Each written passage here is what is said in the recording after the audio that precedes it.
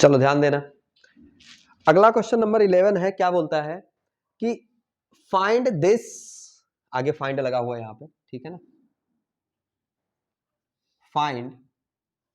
Find this and hence evaluate this. देखो दोनों में कोई अंतर नहीं है, दोनों में सिर्फ ध्यान से, अगर दोनों को ध्यान से देखो तो एक ही जगह पर √3 लिख गया है और बी की जगह पर √2 लिख गया है, बाकी कोई डिफरेंस नहीं है ना। तो हम क्या करेंगे, पहले इसका एक्सपेंशन करेंगे बायनोमियल से, और उसके बाद आखिरी में पहुंचेंगे तो एक put A is equal to 3 and B is equal to √2 और हमें वैल्यू मिल जाएगी। क्लियर? चलो देखते हैं, इसका एक्सपेंशन शुरू करते हैं, ठीक है ना। तो बड़ा आसान सा एक्सपेंशन है, ध्यान देना। मैं एक्सपेंड करने चल रहा हूं a प्लस बी की power 4 minus a minus B की पावर 4। सुनना बहुत आराम से। क्या मैं इसको लिख सकता हूं 4c0 a की पावर सब कुछ b की पावर कुछ नहीं, प्लस 4c1 a की पावर 3 b की पावर 1 प्लस 4c2 a की पावर 2 b की पावर 2 प्लस 4c3 a की पावर b की पावर 3 प्लस 4c4 b की पावर 4। बोलो समझे कि नहीं समझे? अब साथ में लगाया माइनस, माइनस लगा के इसका एक्सपेंशन करेंगे, इसका एक्सपेंशन करेंगे तो इसके एक्सपेंशन में क्या फर्क आया? कुछ नहीं, बस यही है कि जहां जहां बी था वहां माइनस भी आएगा। अगर उसकी इवन टर्म होगी तो टर्म पॉजिटिव होगा, अगर ऑड टर्म होगी तो टर्म, ऑड पावर होगी तो टर्म नेगेटिव होगी। तो देखो ध्यान से, 4c0 की सेहत पे तो कोई फर्क नहीं पड़ने वाला, पर इसका सेहत बिगड़ जाएगा, ये माइनस हो जाएगा। बोलो समझ में आया नहीं आया? फिर अगेन ये प्लस ही रहेगा, फिर ये क्या माइनस हो जाएगा? बोल भाई खुशी आ रहा है समझ? और ये कितना हो जाएगा? अगेन प्लस हो जाएगा 4c4 b की पावर 4। बोलो क्लियर? अब जब हम माइनस को ब्रैकेट ओपन करेंगे, मैं 2-3 टर्म में नहीं कर रहा हूं, आप 2-3 टर्म में करोगे इसको, मतलब 2-3 स्टेप्स लोगे। मैं माइनस ओपन करूंगा तो जब, सॉरी, ब्रैकेट ओपन करूंगा तो क्या हो जाएगा? ये चीज माइनस हो जाएगी, ये प्लस हो जाएगा, ये चीज माइनस हो जाएगी, ये प्लस हो जाएगा, और ये चीज, बोलो समझे कि नहीं समझे? अब सुनना ध्यान से, क्या ये और ये बात एक ही है? तो एक प्लस है और एक माइनस है। यहां भी देखो एक प्लस है और एक, और यहां भी देखो एक प्लस है और एक। अब क्या करो, दोनों को ऐड कर लो। तो 4c1 कितने 4c1? तो 2 4c1 a3b। बोलो आया? यहां पे देखो 2 4c3 ab क्यूब आया। दो टर्म बचे अपने पास, ठीक है ना। अब इज्जत के साथ इन दो टर्म को सॉल्व कर लेते हैं। सुनो, 2 तो 2 ही रह जाएगा, 4c1 की वैल्यू 4 हो जाएगी, a क्यूब की वैल्यू a क्यूब ही रहेगी, और b की वैल्यू b ही रहेगी, 2 की वैल्यू 2 ही रहेगी, और 4c3 की वैल्यू फिर से 4 हो जाएगी, 4c3 की वैल्यू फिर से 4 हो जाएगी। ध्यान से देख लो, नहीं हो, फैक्टोरियल 4 बटे फैक्टोरियल 4 माइनस 3 फैक्टोरियल 1 और इंटू फैक्टोरियल 3, 4 बाहर करोगे 3 कैंसिल हो जाएगा। क्लियर है?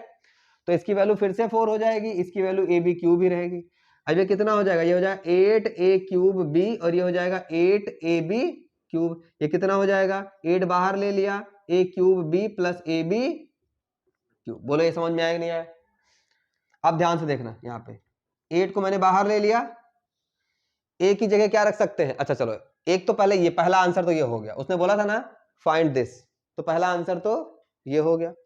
अब दूसरे आंसर में अपने को करना क्या है? सुनो, दूसरे के आंसर में अब कोई डिफरेंस नहीं है बेटा, जहां पे a है वहां पे √3 और जहां पे b है वहां पे √2, ये पुट करना है।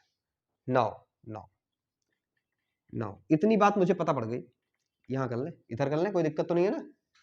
नाउ नाउ क्या कि a प्लस बी की power 4 minus a minus B की power 4 is equal to how much? 8 a cube b plus A B cube, ये है।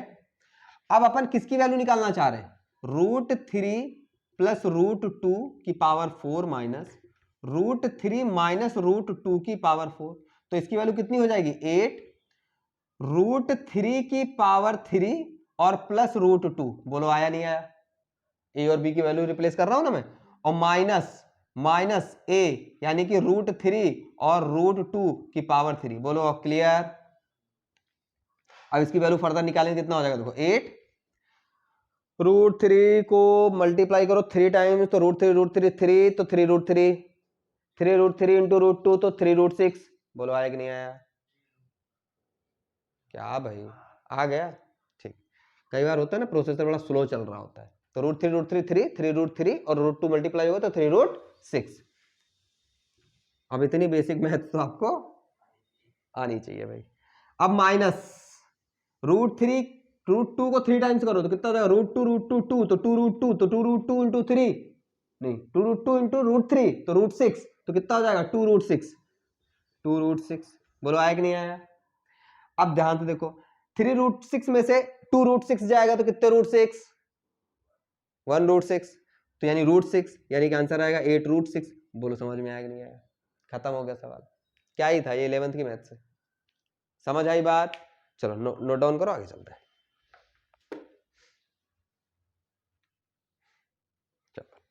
तो क्वेश्चन नंबर 12 कर लोगे आप, सेम ही है।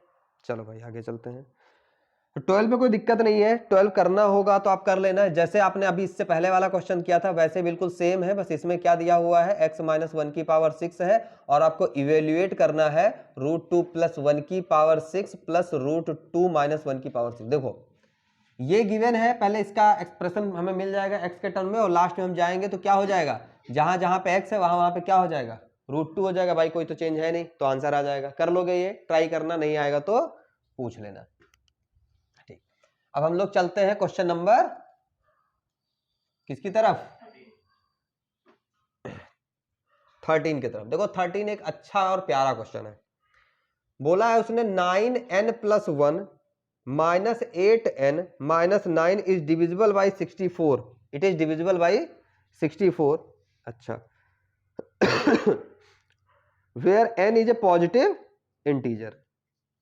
देखो कैसा ये, कहीं वैसे क्वेश्चन के तरीके तो नहीं हो गया जैसा अभी अपन ने किया था 25 वाला। तो वही है, हम यहाँ पे क्या प्रूफ कर रहे हैं।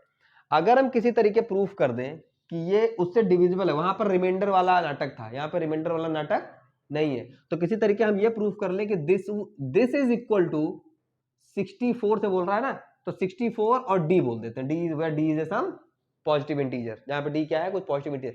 तो अगर हम ऐसा प्रूफ कर दें तो हमारा काम हो गया, मतलब ये पूरा का पूरा 64 से डिविजिबल हो जाएगा। तो एक्चुअली हमें जो प्रूफ करना है, जो शो करना है, वो क्या करना है, this equal to 64d and where d is belongs to the what, positive integer या नेचुरल नंबर बोल दो तो पॉजिटिव इंटीजर। क्लियर है। अच्छा, प्रथा को आगे बढ़ाते हुए चलते हैं आगे। वहां पे क्या किया था याद है किसी को, कि 6n को ब्रेक किया था किसमें, 5 + 1 में, है ना। तो कुछ खेल यहां भी वैसे ही चालू करूंगा मैं। सुनो 9 की पावर अगर हम n ले, क्या ले 9 की पावर n ले वो n + 1 आ जाएगा अपने आप। तो क्या मैं इसको 1 + 8 की पावर n लिख सकता हूं, क्या 9 की पावर n को मैं 1 + 8 की पावर n लिख सकता हूं, कोई दिक्कत यहां तो है नहीं। इसके बाद अपना एक्सपेंशन चालू हो जाएगा, एक्सपेंशन 1 + x वाला होगा। ये सब क्लियर हो रही ना बातें।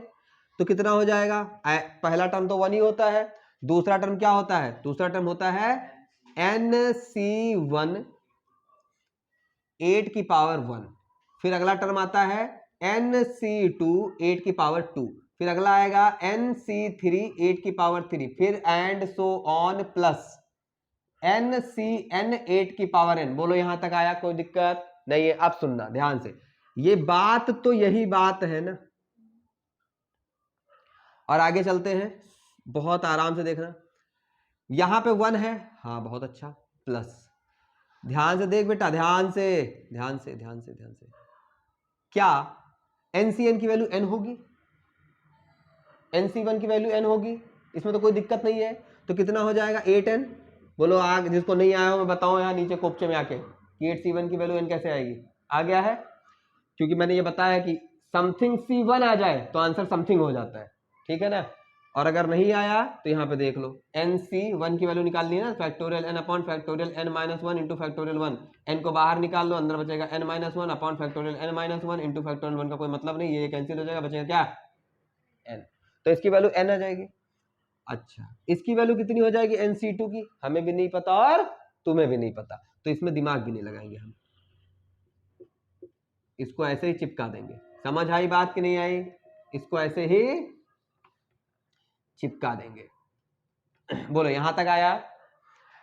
अब मुद्दे की बात समझा, यहां 9 की पावर n है और यहां पे 8n है, यहां पे 8n है।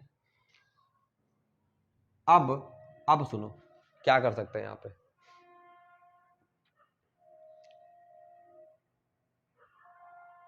अपने को 8n भी दिख गया, 9 भी दिख गया है, अगर सही बताएं तो। दिखाओ कैसे, सुनो सुनो सुनो सुनो, multiply both side by 9, multiply both side by 9। तो सुनो, तो 9 इंटू 9 की power n is equal to 9 plus 9 into 8n, बोलो आया कि नहीं आया, प्लस 9 यहां मल्टीप्लाई हो जाएगा nc2 8 स्क्वायर, प्लस 9 यहां मल्टीप्लाई हो जाएगा nc3 8 cube, plus and so on plus ncn, 9 यहां भी मल्टीप्लाई होगा ना भाई 8 की पावर n, क्लियर है। अच्छा सुनो, तो क्या 9 की पावर 1 और 9 की पावर n आंसर बन जाएगा 9 की पावर n प्लस 1, मुद्दे में कोई दिक्कत, क्या इधर का आंसर 9 हो जाएगा और ये आंसर कितना हो जाएगा, ये आंसर कितना हो जाएगा, नॉट 72n, होगा कि नहीं होगा, होगा ना। और प्लस इसको ऐसे रख लो, इससे मजे लेते रहो, बस इन सब टर्म से केवल मजे लेते रहो, ये सिर्फ हमारे मजे देने के काम आएंगे और किसी काम नहीं आएंगे। 9 8 की पावर n, अब सुनो सुनो सुनो सुनो, 9 की power n plus 1 is equal to 9 plus, सुनना, इस 72n के दो टुकड़े करो, एक में 8n आए और दूसरे में जितना बचे आए, तो कितना हो जाएगा 64 प्लस 8, तो इसको लिखेंगे 8n और प्लस 64n, और बाकी सब मजे देने वाले टर्म है उनका मजा लेते रहो, समझे कि नहीं समझे, बाकी टर्म सिर्फ मजे देंगे। अच्छा सुनो, अब हमको सब कुछ दिख गया जो प्रूफ करना था, पता नहीं तुमको दिखा कि नहीं दिखा, 8n को इधर ले लो और 9 को इधर ले लो, जो प्रूविंग पार्ट था आ जाएगा ना भाई, प्रूविंग पार्ट में ये था LHS पे, LHS पे 8n इधर ले लो तो कितना हो जाएगा 9n प्लस 1 माइनस 8n, और n को भी इधर 9 को भी इधर ले लो तो माइनस 9 इज इक्वल टू क्या बचेगा, सुनना, यहां से बचना शुरू होगा ना, है ना, तो सुनो सुनो सुनो, 64n प्लस प्लस प्लस, ये मजे लेने वाले टर्म है, कौन से वाले टर्म है, मजे लेने वाले, तो क्या मैं 64, चलो एक काम करते हैं, 9nc2 8 square plus 9nc3 8 cube plus and so on plus 9ncn 8 की पावर, अब मुद्दे की बात समझना है अपने को, ध्यान देना,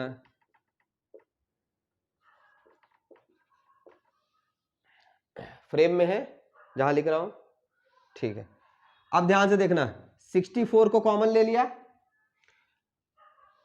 एक्चुअली मैं 64 कॉमन नहीं ले रहा हूं, यहां 8 स्क्वायर कॉमन ले रहा हूं, आप समझना भाई 64 का मतलब क्या होता है 8 स्क्वायर, क्या यहां पे 8 स्क्वायर अवेलेबल है, क्या यहां पे 8 स्क्वायर अवेलेबल है, क्या यहां पे 8 स्क्वायर अवेलेबल है, क्या यहां पे 8 स्क्वायर अवेलेबल है, तो सबसे 8 स्क्वायर क्या कर लिया, कॉमन ले लिया, क्यों 8 स्क्वायर ही कॉमन ले रहा हूं, मुझे इधर 64d यानी 64 इंटू समथिंग लेके आना है, समझे कि नहीं समझे, तो सुनो यहां पे कितना बचेगा n, यहां पे कितना बचेगा 8 स्क्वायर कॉमन ले लिया तो 9nc2 प्लस 8 स्क्वायर कॉमन ले लिया तो 9nc3 8 plus and so on plus 9ncn, और दो कॉमन ले लिया तो कितना हो जाएगा 8 की पावर n माइनस 2, बोलो आया कि नहीं आया, तो 9n plus 1 minus 8n minus 9 is equal to 64, और इसको d बोल दूं मैं, d बोल दूं, ये इतना पूरा टर्म d, बोलो भाई ये इतना पूरा टर्म d, तो d where d belongs to the positive integer, और ये इसका मतलब प्रूफ हो गया ना, it is divisible by 64 without leaving any remainder, तभी तो डिविजिबल हुआ, और यहां पे आप क्या बोल दोगे कि हेंस हेंस हेंस प्रूफ, ये बात करनी थी भाई, ये सिर्फ स्टेप्स आपको पता हो तो बड़े आसानी से कर ले जाओगे। क्या हुआ, यहां तक आ रहा है तो बस ठीक है ना, हेंस प्रूफ नहीं आया तो नहीं आया, ले भाई यहां लिख देते हैं हेंस प्रूफ, ऐसी क्या बात हो गई है ना।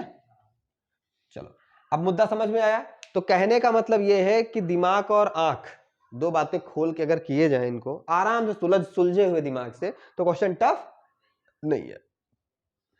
अच्छा इनमें से इस पूरे स्टेप्स में कहीं आपको कोई दिक्कत आ रही है तो पूछना चाहो, नहीं आ रही, पक्का, चलो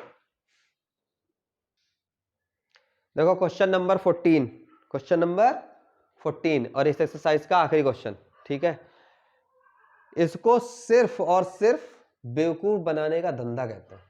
उन्होंने कुछ किया नहीं है, उन्होंने सिर्फ बेवकूफ बनाने का धंधा किया है। चले, और हम लोग पढ़े लिखे इंसान है, बेवकूफ बनेंगे नहीं, है ना। फेल हो जाएंगे मंजूर है, बेवकूफ नहीं बनेंगे, है ना। चलो 4 की पावर n सुनो, फिर वही कहानी वही करेंगे। अरे हमें आता है बायनोमियल एक्सपेंशन करना है, हमें पता है उस एक्सरसाइज का क्वेश्चन है, तो वहां से आगे कहीं जाना नहीं है। हमने 4 की पावर n को पकड़ा, आपने भी पकड़ा। हम इसको लिख सकते हैं 1 + 3 की पावर n। बोलो लिख सकते कि नहीं लिख सकते? अरे सर गलत लिख रहे हो, ठीक है। अच्छा सुनो, इसका एक्सपेंशन क्या होता है? 1 + nc1 3 की पावर 1 + nc2 3 की पावर 2 + nc3 3 की power 3 plus and so on plus ncn 3 की पावर n। बोलो लिख सकते कि नहीं लिख सकते? बोलो लिख सकते हैं। अच्छा अच्छा ओके,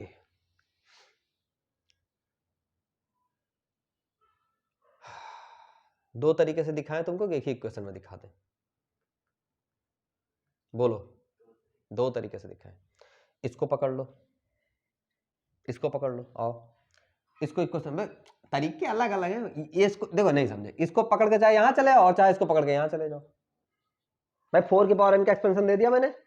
आओ, क्या मैं समेसन r = 0 से n 3 की पावर n, और इतना तैयार से पढ़ के आए हो ना, इसका मतलब क्या होता है समेसन? इसका मतलब एक बार r 0 पुट होगा, फिर r 1 पुट होगा, फिर प्लस r ये होगा, फिर प्लस r वो होगा। क्लियर है? तो पहले r 0 पुट करो, कितना होगा? तो 3 की पावर 0 और nc0 की वैल्यू 1 होती है, तो कितना आ जाएगा? 1। नहीं समझे? फिर प्लस r की वैल्यू 1 रखेंगे तो कितना हो जाएगा? nc1 3 की पावर 1 प्लस r की वैल्यू 2 रखेंगे तो कितना हो जाएगा? nc2 3 की पावर 2। r की वैल्यू 3 रखेंगे तो कितना हो जाएगा? बोलो आ रहा नहीं आ रहा भाई? और लास्ट में जब r की वैल्यू n रख देंगे तो कितना हो जाएगा? ncn 3 की power n। Equation number 2। l इसमें इसमें क्या डिफरेंस है? कोई नहीं। तो जब इसमें कोई डिफरेंस नहीं तो क्या इसमें कोई डिफरेंस होना चाहिए? नहीं। हमारी मैथमेटिक्स बोलती है कि LH RHS RHS बराबर हो तो LHS LHS। तो from equation number 1 and 2, from equation 1 and 2 क्या प्रूफ कर दिया हमने कि summation of r = 0 to n 3 power r ncr = 4 power n, and hence ये बात हो गई प्रूव्ड। और इसके साथ में ही आपकी एक्सरसाइज नंबर 8.1 के सारे क्वेश्चन हो गए। एक दो जो सेम टाइप के थे वो छोड़े हुए हैं तो उनको एक बार आप देख लेना, ठीक है ना। चलो ओके।